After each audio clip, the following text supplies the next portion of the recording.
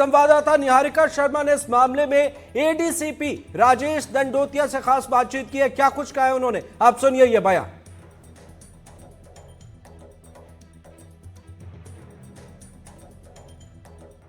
इस वक्त हमारे साथ एडीसीपी राजेश दंडोतिया जी मौजूद है। सुबह से इस खबर की हमें लाइव अपडेट्स पे पहुंचा रहे हैं। सर, क्या कुछ मामला ये खुलकर सामने आया है?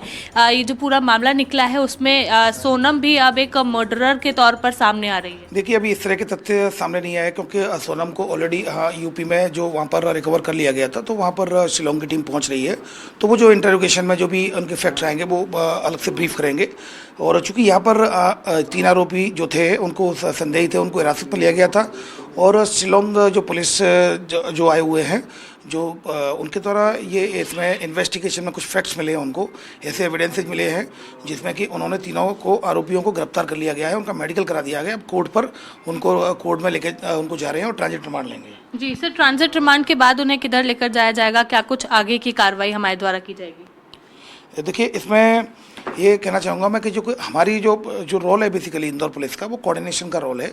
और इंदौर से जितनी भी मदद की ज़रूरत है जो शिलोंग पुलिस को, लगातार हम कोऑर्डिनेट करके कर रहे हैं। जैसे कि कल भी लगातार शाम से लेकर और आज दोपहर तक ये सर्चिंग ऑपरेशन चलाया था, जिसमें रात में 3 लोगों को हिरासत में लिया गया था, राउंड अप किया गया था।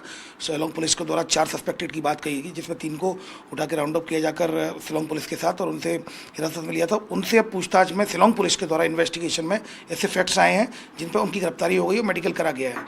इसके अलावा जो चौथा आरोपी था, वो बिना से हिरासत में लिया गया है, वो उसको अभी तक पहुंचा नहीं है, तो उससे ही पूछताछ की जाएगी। अगर उससे भी एविडेंस मिलेंगे तो उसको भी गिरफ्तार किया जाकर और ट्रांजिट रिमांड लिया जाएगा। तो ट्रांजिट रिमांड के बाद फिर उनको ये शिलोंग लेकर जाएंगे और जो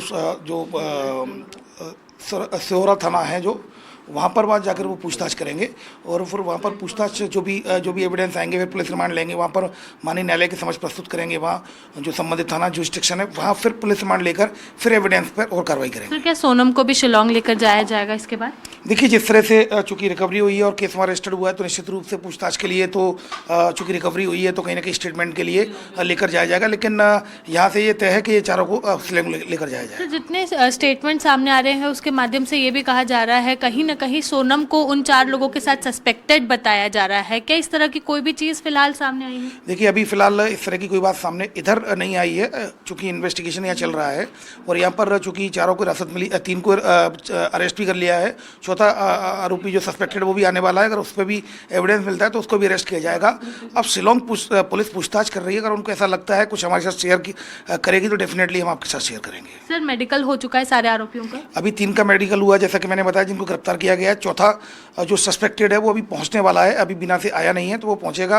फिर उसका मुझे लगता है कि कल उसका मेडिकल कराया जाकर उसको फिर ट्रांजिट रिमांड के लिए उसके अप्लाई किया जाएगा। पेशी के दौरान किसी तरह की शर्तें रखी है, उन्हें सीधे लेकर जाया जाएगा? देखिए, सीधे निश्चित रूप से लेकर जाया जाएगा, जो कि एक प्रक्रिया होती है कि 24 आवर्स के बाद आप उसको अरेस्ट करना होता है। तो अरेस्ट चूंकि अब ऐसी स्थिति में वो उनको लेकर जा नहीं सकते डायरेक्टली, क्योंकि उनको ट्रांजिट रिमांड की जरूरत पड़ेगी और शिलोंग काफ़ी दूर है, तो लगभग समय लगेगा उनको। तो ट्रांजिट रिमांड लेकर ये जाएंगे वहाँ फिर कोर्ट में पेश करेंगे, जो जुरिस्डिक्शनल कोर्ट होगा, वहाँ से पुलिस रिमांड लेकर फिर वहाँ पर इन्वेस्टिगेशन में वो उसमें फिर आगे बढ़ेंगे। बिल्कुल, तो आप सुन रहे थे राजेश दंडोतिया जी को, जो एडीसीपी है क्राइम ब्रांच के। ऐसे में उनका यही कहना है कि पूरी तरह से ये कोशिश की जा रही है कि आरोपियों को तुरंत जल्द से जल्द शिलोंग लेकर जाया जा सके, ताकि और इस मामले में तथ्य हाथ लग सके। कैमरामैन अभिषेक सिंह ठाकुर के साथ निहारिका शर्मा, एनडीटीवी, इंदौर।